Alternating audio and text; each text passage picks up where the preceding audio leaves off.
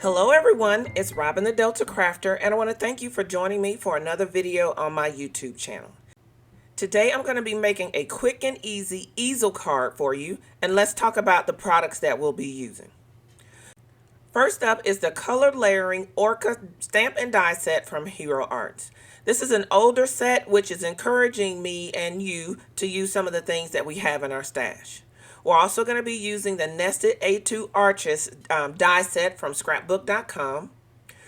We're going to create an ink blended water scene using Tumbled Glass, Mermaid Lagoon, and Uncharted Mariner in Distress inks. We're also going to be pulling out a couple of gray inks, and these are the ones that I have on hand. They're Basic Gray and Smoky Slate from Stampin' Up. And we're going to use a couple of blending brushes, which are my preferred tools for ink blending. Let's go ahead and get started. So the first thing that we're going to do is we're going to create our background. And you're going to need 5, I know I show you 4 here, but you're actually going to need 5 A2 size card panels to make this card.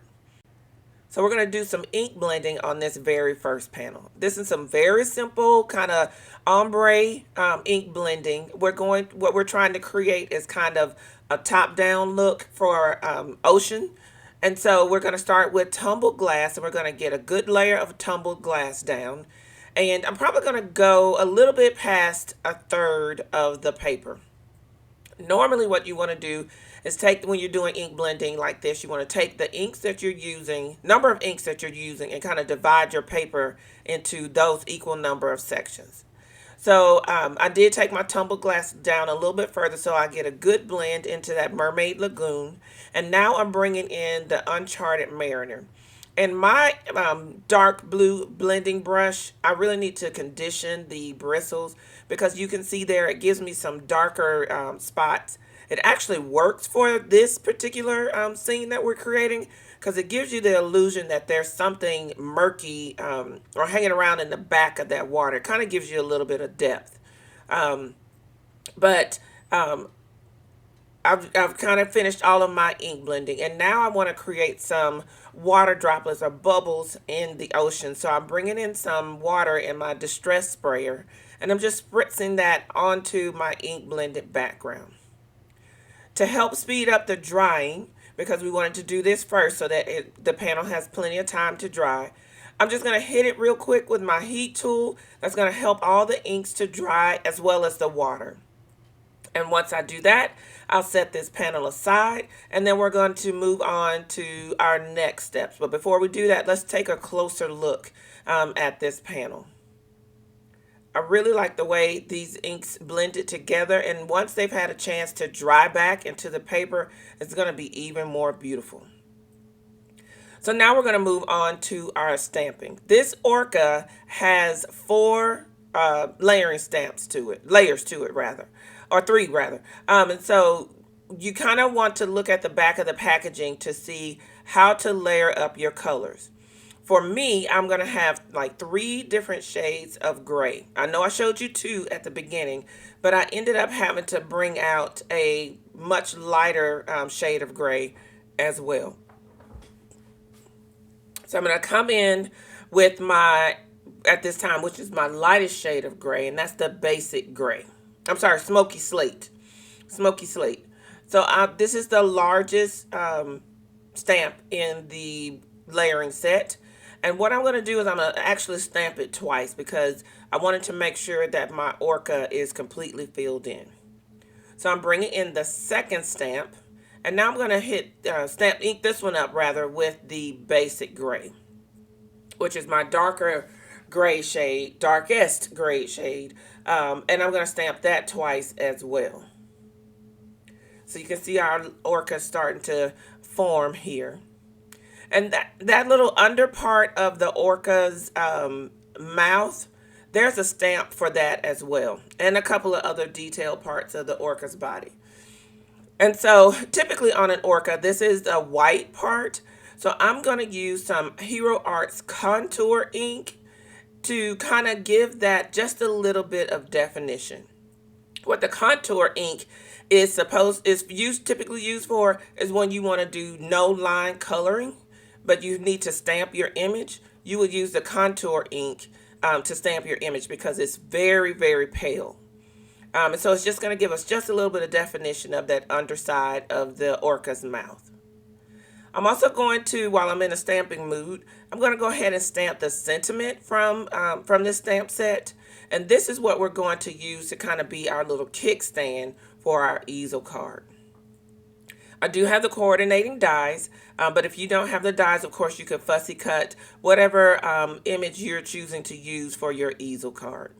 So I'm going to take this over to my die cutting machine, and I'm going to die cut this this orca, as well as the sentiment for the kickstand. I went ahead and die cut a second white, all white die cut of the orca, and I'm going to glue this onto the back of my inked orca, my stamped orca, in order to give me a little bit of dimension. I'm using the brand new Artiste glue from scrapbook.com, and I really like this glue for my crafts.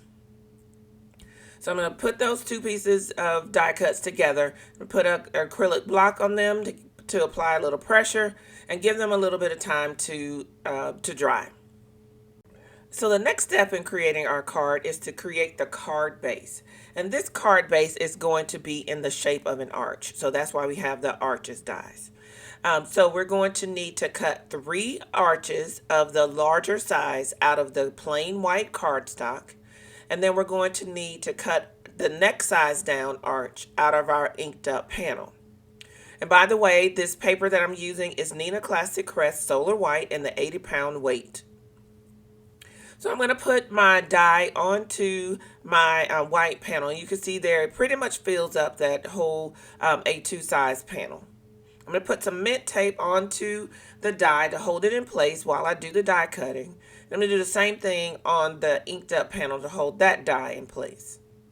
Once I get everything taped down, I'm going to take them over to my die cutting machine, and I'm going to cut the inked up panel once. And then I'm going to use that same die that's currently on the white cardstock to cut 2 more of that exact same shape from the remaining card panels. So we should have 3 arches of the same size cut out of white cardstock and 1 smaller arch out of the inked up cardstock or inked up panel. One of those panels is going to turn into my easel. So what I'm going to do, and it depends on the size of the shape you use, I'm going to take my panel and I'm going to score it in half. So my panel ends up being about 5 inches. So I'm putting a score mark at 2.5. And then whatever is going to be the top of my panel or the top of my card, I'm going to place a score mark about a 1/2 inch in from the top of my card. So now I'm going to just kind of fold those score marks in place so that my cardstock is ready to be glued down. So that top little 1/2 inch up at the top is what's going to hold our easel part of our card to the base of our card. So again, I'm going to bring in that Artiste glue from scrapbook.com, and I'm going to apply a small little bead of that. And then I'm going to stand up both panels and kind of line them up so that I get my little flap at the top in the right place. Going to place an acrylic block on that to apply a little pressure while I move on to adhering to the bottom half. I'm going to take that last arch, and I'm going to glue that to the bottom half of the arch panel. I'm going to use that Artiste glue, and I like to use liquid glue when I'm doing this portion, because if I don't get my alignment exactly straight the first time, liquid glue gives me a little bit of wiggle room, a little bit of time that I can kind of wiggle things around and move them around and get everything in the place that it should be.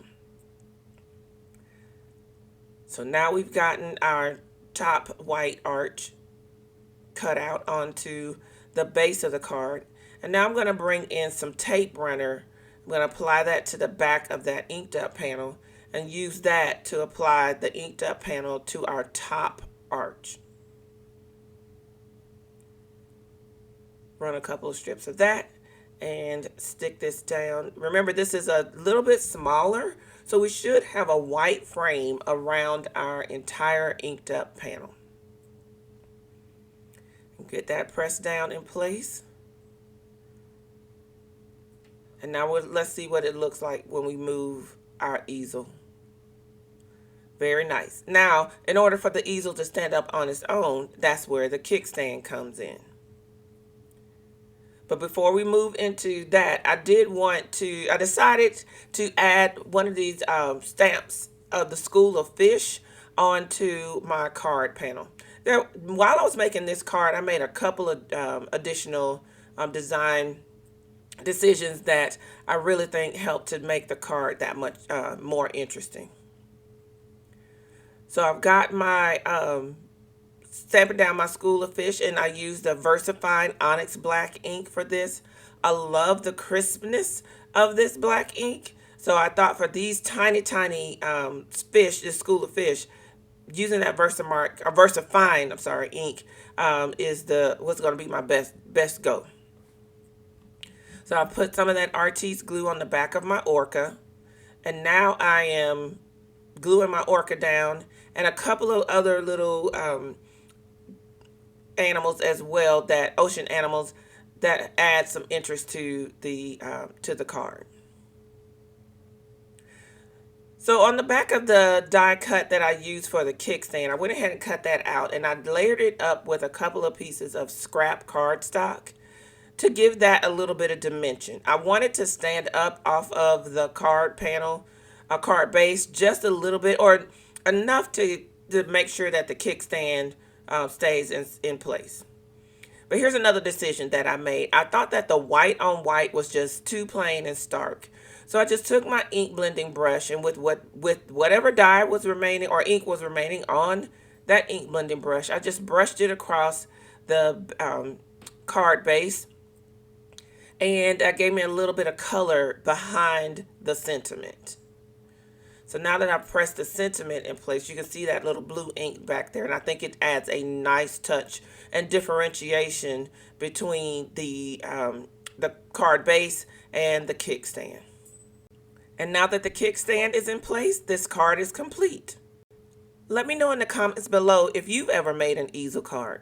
This card really was pretty quick and easy to put together. It took me less than 30 minutes. So I hope you get a chance to try it out. I hope you have enjoyed this video. If you have, please consider giving it a thumbs up and subscribing to the channel. You can always find me on Instagram and Facebook at The Delta Crafter, and you can find my website at thedeltacrafter.com. Please take a moment to look around my channel. There are lots of videos out there that I'm sure you'll find helpful and fun. And until next time, everyone, enjoy!